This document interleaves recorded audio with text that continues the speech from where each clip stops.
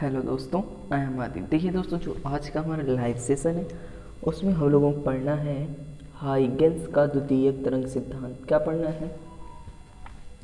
Huygens का द्वितीयक तरंग सिद्धांत। तो देखिए, हम लोग समझते हैं कि हाइगेंस का द्वितीयक तरंग सिद्धांत है, ये काफ़ी मोस्ट इंपॉर्टेंट है बोर्ड एग्जाम के लिए, ठीक है ना। काफ़ी बार पूछा भी गया है हाइगेंस का द्वितीयक तरंग सिद्धांत। तो देखिए क्या है कि जब कोई कंपन स्रोत तरंगें उत्पन्न करता है, जब कोई कंपन स्रोत तरंगें उत्पन्न करता है तो उसके चारों ओर माध्यम यानी ईथर, देखिए जो उसके चारों ओर है माध्यम, या आप बोल सकते हैं उसको ईथर, ठीक है ना। एक ऐसा काल्पनिक पृष्ठ होता है जिसको हम लोग ईथर कहते हैं। ईथर के चारों ओर जो काल्पनिक पृष्ठ होता है, ठीक है ना, वो माध्यम कहलाता है, ठीक है ना। तो जो आप बोल सकते हैं कि हाइगेंस का जो द्वितीयक तरंग सिद्धांत है वो है कि जब कोई कंपन स्रोत तरंगे उत्पन्न करता है तो उसके चारों ओर माध्यम या ईथर के कण क्या करने लगते हैं? कंपन करने लगते हैं, ठीक है ना, कंपन करने लगते हैं। माध्यम का वह पृष्ठ, माध्यम का वह पृष्ठ जिसमें स्थित सभी कण, माध्यम का वह पृष्ठ जिसमें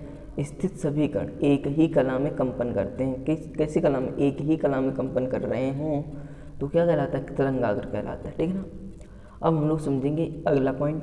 माध्यम में जहाँ भी तरंगाग्र पहुँचता है वहाँ पर स्थित प्रत्येक कण एक नया तरंग स्रोत बन जाता है जिसमें नई तरंगिकाएं, ठीक है ना, सभी दिशाओं में निकलती हैं। इन तरंगों को द्वितीयक तरंगिकाएं कहते हैं। द्वितीयक तरंगिकाएं प्राथमिक तरंगिकाओं के चाल से ही चलती हैं। अगला पॉइंट है, किसी क्षण सभी द्वितीयक तरंगिकाओं को स्पर्श करता हुआ खींचा गया पृष्ठ अर्थात एनवलप उस क्षण तरंगाग्र की नवीन स्थिति को प्रदर्शित करता है। तो देखिए, सबसे पहले हम लोगों ने समझा कि हाइगेंस का आखिरकार तरंग सिद्धांत क्या है। तो फर्स्ट था कि जब कोई कंपन स्रोत तरंगे उत्पन्न करता है तो उसके चारों ओर, या बोल सकते हैं उसके चारों ओर माध्यम के कण कंपन करने लगते हैं। माध्यम का वह पृष्ठ जिसमें स्थित सभी कण एक समान कला में कंपन करें तो क्या कहलाता है? तरंगाग्र कहलाता है। जो दूसरा पॉइंट है, माध्यम में जहाँ भी तरंगाग्र पहुँचता है, ठीक है ना, वहाँ पर स्थित सभी कण एक नए तरंग स्रोत की भांति वर्किंग करने लगते हैं और उनसे कुछ तरंगिकाएं निकलती हैं जिनको द्वितीय तरंगिकाएं कहते हैं। ये जो तरंगिकाएं होती हैं प्राथमिक तरंगिका की चाल से ही चलती है।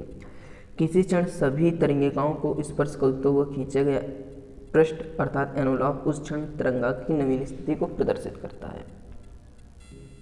तो देखिए, अब हम लोग आगे समझते हैं इसका जो फोर्थ पॉइंट है। एस एक एकवर्णी प्रकाश स्रोत, या बोल सकते हैं, या आप इसी को बोल सकते हैं एस एक बिंदु स्रोत से जिससे तरंगिकाएं निकल रही हैं, जिससे क्या हो रही हैं? तरंगें निकल रही हैं।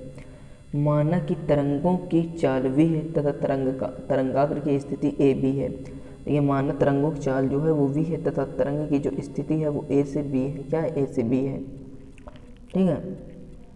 अब से ए बी से निकलने वाली समस्त द्वितीयक तरंगिकाएं, जो ए बी से समस्त द्वितीयक तरंगिकाएं निकल रही हैं, प्राथमिक तरंग की चाल v से चारों ओर फैल रही हैं। जो ये तरंगिकाएं, जो द्वितीयक तरंगिकाएं निकल रही है, पहली यानी प्राथमिक तरंगों की चाल से ये सभी चारों ओर क्या हो रही, फैल रही हैं। माना समय हमें t समय पश्चात तरंगाग्र की स्थिति, क्या कि तरंगाग्र की स्थिति ज्ञात करनी है, ठीक है ना। हमें कितने समय पश्चात? t समय पश्चात हमको तरंगाग्र की स्थिति ज्ञात करनी है। इतने समय में प्रत्येक द्वितीयक तरंगिका vt दूरी तय करेगी, ठीक है ना। देखिए, v चाल है और t समय पश्चात चली गई दूरी क्या कहलाती है? vt दूरी, ठीक है, तय करेगी। अतः हम ए बी पर स्थित बिंदुओं जैसे 1 2 3 4 5 पर vt त्रिज्या के गोले खींचते हैं। तो देखिए, इन गोलों को पृष्ठ स्पर्श करता हुआ खींचा गया पृष्ठ A1 B1 एनवलप, यही तरंगाग्र की नवीन स्थिति है। देखिए, हम लोगों ने इसके जो है हाइगेंस के वो कितने 4 नियम पढ़े, मीन्स 4 बिंदु पढ़े, जिसमें कि हम लोगों ने पहला पढ़ा कि जब कोई तरंग स्रोत तरंगिकाएं उत्पन्न करता है तो क्या करता है? तरंगिकाएं उत्पन्न करता है तो माध्यम का वह पृष्ठ जिसमें उपस्थित सभी कणों की कर एक समान कला में हो तो उनके पृष्ठ को या मिलाते हुए खींचा गया पृष्ठ क्या कहलाता है? एनवलप कहलाता है, ठीक है ना, या ठीक है ना, एनवलप कहलाता है। दूसरा पॉइंट है कि जब तरंगाग्र जहाँ पर जिस माध्यम में जहाँ पर पहुँचता है तो उस स्थिति पर खींचा गया पृष्ठ, ठीक है ना, क्या कहलाएगा? एनवलप कहलाएगा।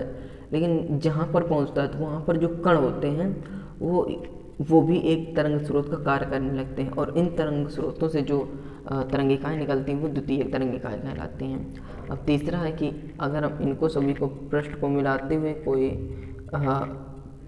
खींचे पृष्ठ तो वो उसकी नवीन स्थिति को प्रदर्शित करता है। अब हम लोग को समझना है यंग के व्यतिकरण प्रयोग से दो समांतर स्लेटों के बीच की दूरी, ठीक है ना। तो सबसे पहले हम लोग जानेंगे यंग का व्यतिकरण प्रयोग आखिरकार है क्या। तो देखिए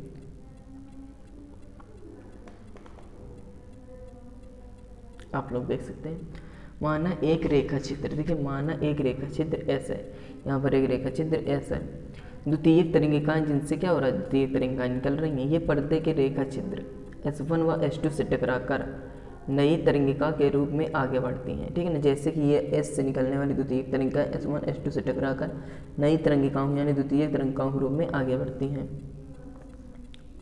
इन तरंगों को ही द्वितीयक तरंगिकाएं कहा जाता है। पर्दे के पृष्ठ में उपस्थित रेखा छिद्रों S1 व S2 के बीच की दूरी d है। देखिए जो S1 और S2 के बीच की दूरी है वो d है। इनसे D दूरी पर, इनसे दूरी पर एक पर्दा क्या होता है, R होता है। इन तरंगों को ही द्वितीयक तरंगिकाएं कहा जाता है। पर्दे पृष्ठ में उपस्थित रेखा छिद्रों S1 और S2 के बीच की दूरी d है। इससे D दूरी पर एक पर्दा R है। इस प्रकार में पर्दे R पर जो पट्टियां प्राप्त होती हैं उन्हें फ्रिंज कहते हैं तथा समस्त प्रतिरूप को व्यतिकरण प्रतिरूप कहते हैं, ठीक। तो दोस्तों इस वीडियो में बस इतना ही, और हम लोग अगले वाले वीडियो में पढ़ेंगे फ्रिंजों की चौड़ाई के लिए सूत्र। क्या पढ़ेंगे, फ्रिंजों की चौड़ाई के लिए सूत्र। Thanks for watching, please subscribe the channel and press the bell icon.